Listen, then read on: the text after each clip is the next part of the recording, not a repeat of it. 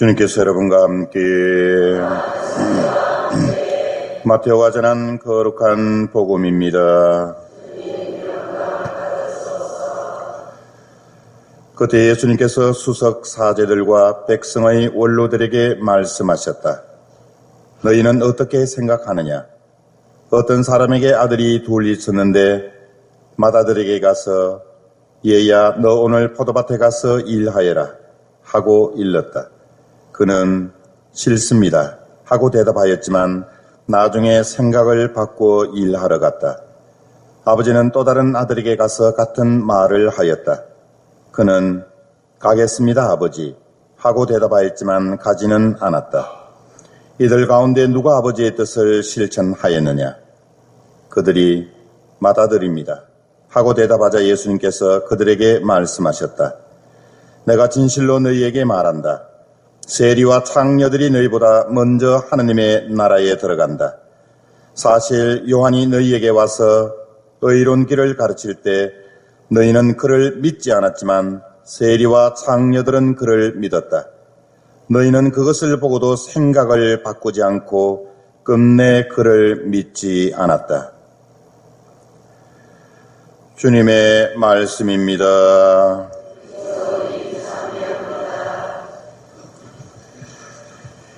참 예수님, 요즘 결혼식 시즌에서 그런지 오늘 교주미사 때 자리가 많이 비었습니다. 결혼식 가시더라도 미사는 빠지지 마시고 결혼식에 가시면 좋겠습니다. 제가 사제 서품을 받고 첫 본당에서 보호자 신부로 있을 때의 이야기입니다. 하루는 제가 미사를 마치고 성당을 나오는데 어떤 자매님이 저한테 신부님 면담 성사를 주실 수 있겠습니까? 하고 청했습니다. 그래서 저는 기꺼이 면담 성사를 주겠다고 말씀을 드리고 고해 성사실에서 한 30분가량 면담 성사를 주었습니다. 면담 성사를 주고 고해실에서 나왔는데 평소에 열심히 성당에 다니고 있었던 자매님들 몇 분이 저를 기다리고 있었습니다. 그래서 제가 자매님들 무슨 일이십니까? 라고 물었더니 저한테 이렇게 말했습니다. 신부님 방금 신부님께서 면담 성사 주신 그 자매님이 어떤 사람인지 아십니까? 갑작스런 자매님들의 질문에 제가 놀라서 왜 그러십니까? 이렇게 여쭈었더니 그 자매님들이 저한테 이런 말을 했습니다. 신부님 방금 신부님한테 면담 성사 보신 그 자매는 술집에서 일하는 여자입니다. 왜 그런 여자에게 면담 성사까지 주십니까? 그 자매님 보고 앞으로 성당에 나오지 말라고 말씀하시는 것이 좋지 않겠습니까? 이 말을 듣는 순간에 갑자기 머리가 멍해지고 할 말을 잃었습니다. 그래서 잠시 뒤에 제가 그 자매님들에게 이런 말을 했습니다. 저는 그 자매님이 술집에서 일하는지 어디서 일하는지 잘 몰랐습니다. 그런데 그 자매님이 술집에서 일을 하든지 공장에서 일을 하든지 그것이 저와 무슨 상관이 있습니까?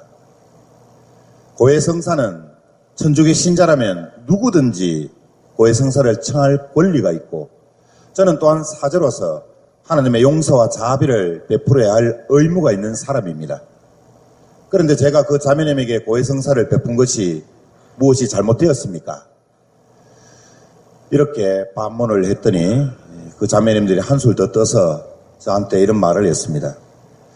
신부님 아무리 그래도 그렇지 그 거룩한 고해 성사를 어떻게 술집 여자에게 베풀 수 있단 말입니까? 저는 도저히 그 꼴을 못 보겠습니다. 그래서 제가 차분한 목소리로 다시 한번 이야기를 했습니다. 성경에 보시면 예수님께서도 수많은 죄인들을 용서해 주셨습니다. 그 수많은 죄인들 중에는 마귀되는 여자도 있었지만 실질적으로 윤리적으로나 도덕적으로 죄를 지었던 세리나 창녀, 심지어는 간음하다가 들킨 여인까지도 예수님께서는 죄를 용서해 주셨습니다.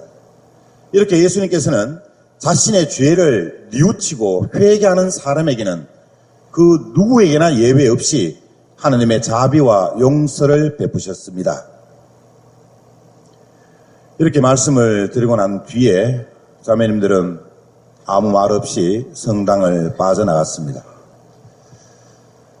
우리도 살아가면서 죄를 짓지 않고는 살아갈 수 없습니다. 그런데 우리가 죄를 짓는 이유는 여러 가지가 있을 수 있겠지만 그 중에서 중요한 이유 중에 하나는 우리의 의지가 약하기 때문입니다.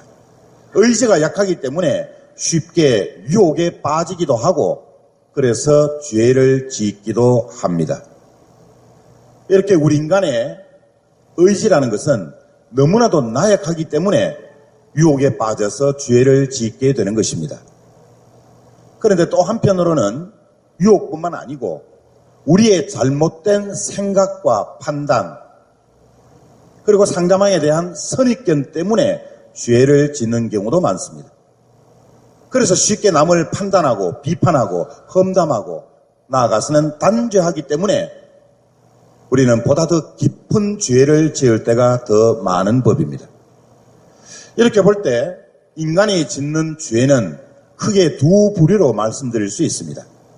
첫째 인간이 짓는 죄의 부류는 나약한 심성, 나약한 의지에서 죄를 짓게 되는 윤리적인 죄 혹은 도덕적인 죄라고 합니다.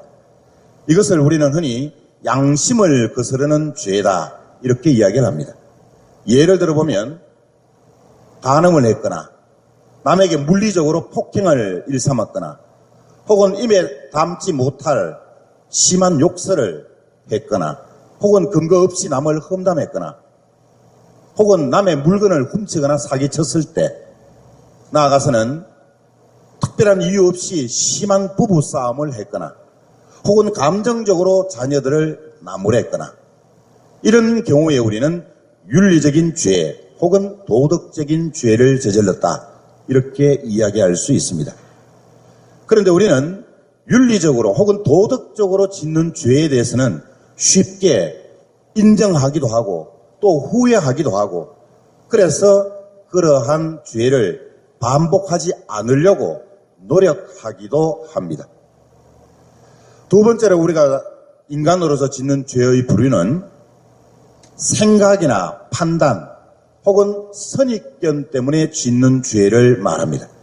이런 죄를 우리는 지성적인 죄 혹은 사고적인 죄라고 일컫습니다.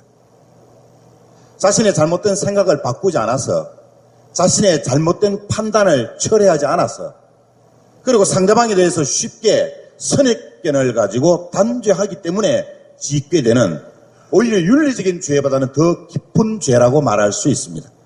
이것을 지성적인 죄 혹은 사고적인 죄라고 이야기합니다. 그런데 우리는 지성적인 죄 혹은 사고적인 죄를 지을 때 별로 양심에 꺼리낌 없다는 생각을 하게 됩니다. 쉽게 남을 판단하고 단죄하고 비판했음에도 불구하고 그리고 본인이 가지고 있는 상대방에 대한 선입견 때문에 상대방을 무시했음에도 불구하고 우리는 이런 죄에 대한 양심의 목소리는 크게 들리지 않는 것입니다. 그렇기 때문에 오히려 그러한 습성을 뜯어 고치려고 노력하지 않고 결국에는 자신의 생각과 판단, 선입견을 바꾸려고 하지 않습니다. 그렇기 때문에 이런 죄들은 깊은 죄이면서도 또다시 쉽게 반복해서 짓게 되는 죄 중에 하나입니다. 이렇게 우리가 살아가면서 짓는 죄는 윤리적이고 도덕적인 죄, 그리고 지성적이고 사고적인 죄라고 할 수 있습니다. 내가 양심을 거슬러서 타인에게 피해를 주었거나 혹은 남에게 상처를 준 것은 쉽게 후회하고 또 철회하고 반성하고 용서를 청하기도 하지만 지성적이고 사고적인 죄를 지은 경우에는 쉽게 자신을 인정하려 하지 않습니다. 그 이유는 여러 가지가 있을 수 있겠지만 첫째는 고집 그리고 자신의 자존심 꼴난 체면 때문에 자신의 생각과 판단과 선입견을 결코 철회하려고 노력하지 않는 법입니다. 그래서 신학에서는 이런 말을 합니다. 인간이 짓는 양심을 거스르는 죄라고 할 수 있는 윤리적인 죄 혹은 도덕적인 죄보다도 지성적인 죄, 사고적인 죄, 이것을 지었을 때 회개하기가 더 어려운 것이다. 다시 말하면 양심을 거스르는 죄를 지어서 윤리적인 회개를 하기는 쉽지만 자신의 잘못된 생각과 판단, 선입견 때문에 죄를 지어서 지성적인 회개를 하기란 참으로 어려운 법이다. 우리는 이렇게 두 부류의 큰 죄를 우리가 살아가면서 짓지만 쉽게 남을 판단하고 단죄하고 또 선입견으로 그 사람을 이미 결론을 내려버리는 이런 죄를 너무나도 쉽게 짓고 살아갑니다. 오늘 복음에서 예수님께서는 이렇게 말씀하셨습니다. 내가 진실로 너희에게 말한다. 세리와 창녀들이 너희보다 먼저 하나님 나라에 들어간다. 세리와 창녀들은 믿었기 때문이다. 세리와 창녀들은 생각을 바꾸어서 믿었기 때문에 하나님 나라에 들어간다. 그러나 너희들은 생각을 바꾸지 않고 끝내 믿지 않았기 때문이다. 생각을 바꾸지 않고 믿지 않았다. 이 대목이 참으로 중요한 말씀입니다. 무작정으로 믿는다는 것은 사실 한편으로는 쉽지만 사실 근거가 없어서 쉽게 그 믿음의 뿌리가 흔들리기 마련입니다. 그러나 생각을 하면서 자신의 판단과 또 자신의 어떤 기준을 가지고 믿게 되면 쉽게 그 뿌리는 흔들리지 않습니다. 그러나 그 판단과 기준이 잘못되었다고 누군가 지적을 해 줬을 때 혹은 복음의 말씀이 오늘 내가 들었을 때 내가 지금까지 생각했던 것이 잘못된 부분이구나. 신부님의 강론 말씀을 통해서 들어보니 이것은 내가 정말 잘못 판단한 것이구나. 그리고 이웃을 내가 선입견을 가지고 그 사람을 이미 예단하고 단죄하였구나. 라고 스스로 받아들이지 않는 이상 쉽게 그러한 유혹에서 빠져나올 수 없습니다. 그래서 사실은 따지고 보면 우리가 남을 쉽게 생각하고 판단하는 것이 남에게 상처를 주기도 하지만 결국에는 자신의 영혼을 해롭게 만드는 결과를 낳습니다. 결국 자신의 영혼을 악의 구렁텅이로 교만의 늪에 빠지게 만드는 것입니다. 오늘 복음에서 예수님이 수석 사제들 그리고 이스라엘의 지도자들인 원로들에게 그 말씀을 하신 이유가 있습니다.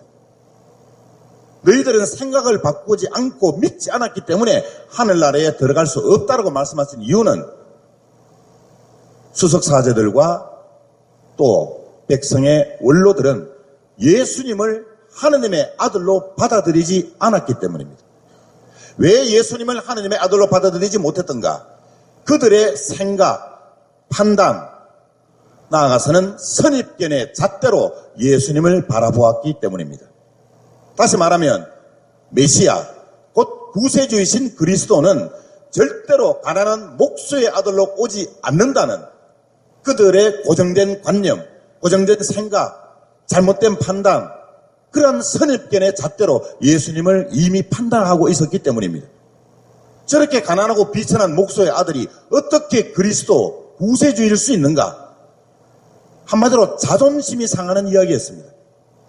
그것도 큰 도시가 아닌 조그마한 나자렛이라는 형편없는 시골가다 같은 그런 촌구석에서 어떻게 메시아가 탄생할 수 있는가?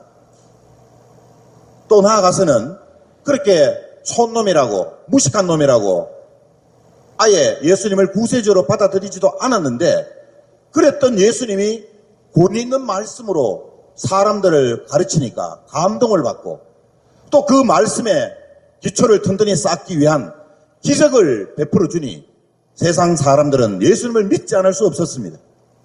그런데 수석 사제들과 백성 원로들은 권 있는 가르침도 제대로 달란트를 가지지 못했고 그래서 사람들에게 감동을 주는 가르침도 제대로 실행하지 못했고 나아가서는 기적을 일으킬 수 있는 능력도 없었기 때문에 예수님을 시기와 질투의 대상으로 바라보고 있었기 때문입니다.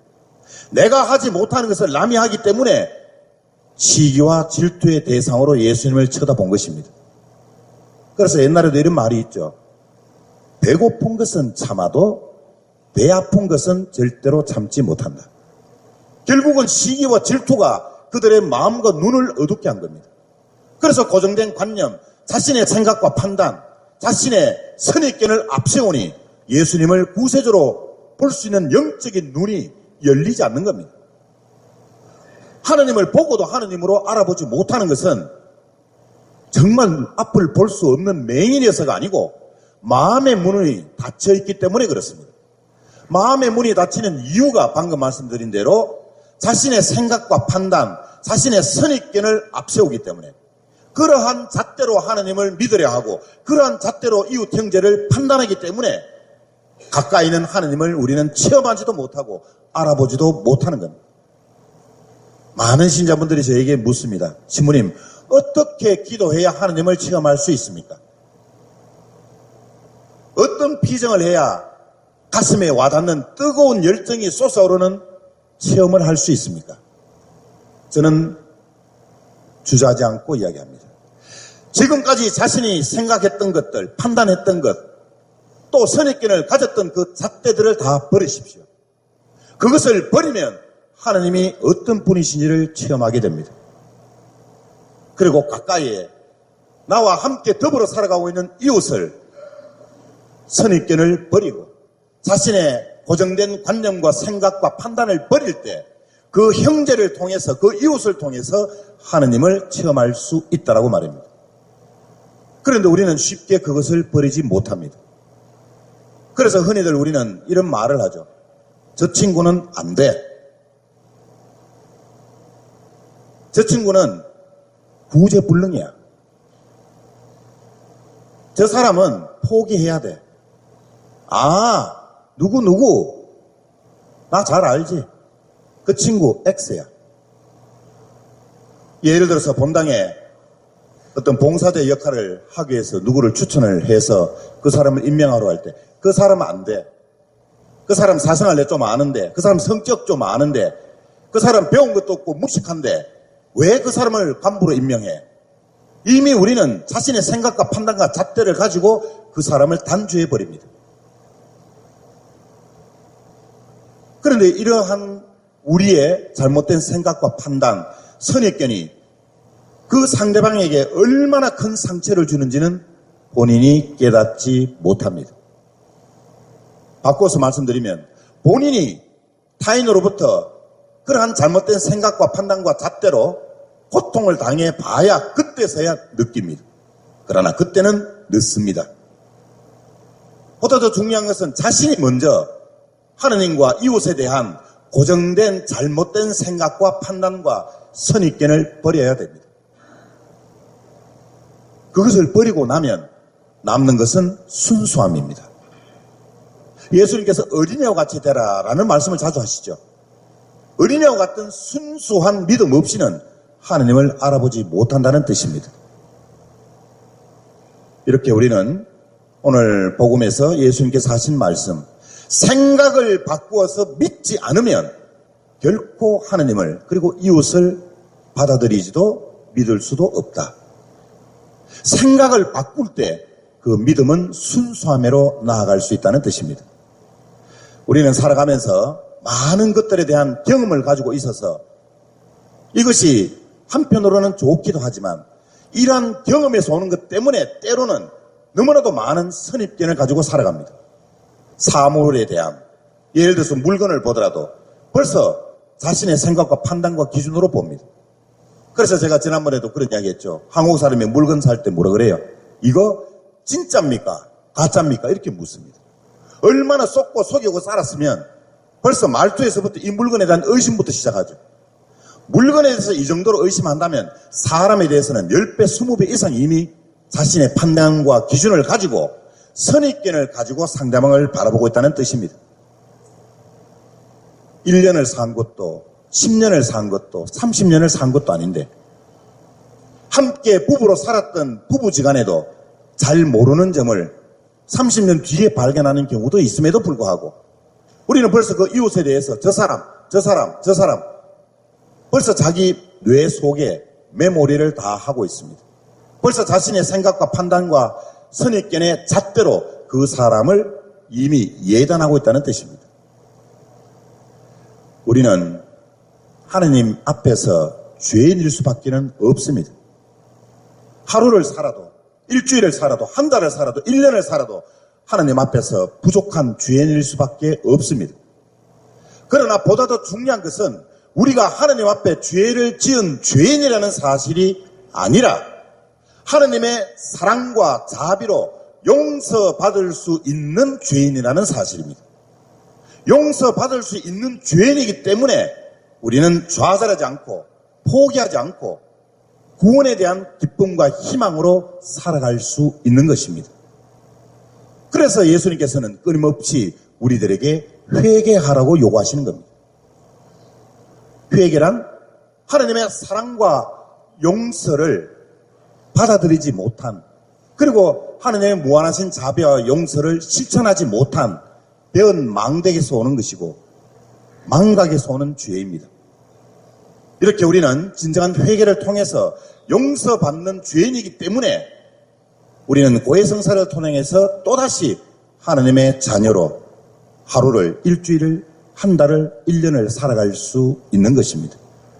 그리고 한 가지 더 중요한 사실은 내가 하나님으로부터 용서받은 만큼 이웃의 잘못도 용서해 주어야 한다는 것입니다. 내가 하나님으로부터 용서받은 만큼 남에게 용서를 베풀 때 그만큼 더 내 잘못과 죄를 용서받을 수 있다는 사실을 우리는 분명히 명심해야 하겠습니다. 오늘 이 미사를 봉헌하면서, 그리고 오늘 이 거룩한 주님의 날인 주일을 지내면서 과거 살아왔던 삶을 잠시 되돌아보십시오. 혹여 나의 잘못된 생각과 판단과 또 선입견의 기준으로 내 가족과 내 이웃을 단죄하고 판단하고 상처 준 일은 없었던가? 그리고 우리는 용서받을 수 있는 죄인으로 또다시 거듭 태어나기를 간절히 청하면서 부족하지만 또다시 하느님의 사랑과 자비로 미래에 대한 희망, 구원에 대한 희망으로 살아갈 수 있기를 노력해야 되겠습니다. 내가 진실로 너희에게 말한다. 세리와 창녀들이 너희들보다 하느님 나라에 들어간다. 너희는 믿지 않았지만 세리와 창녀들은 믿었다. 너희들은 생각을 바꾸지 않고 끝까지 믿지 않았기 때문이다. 아멘.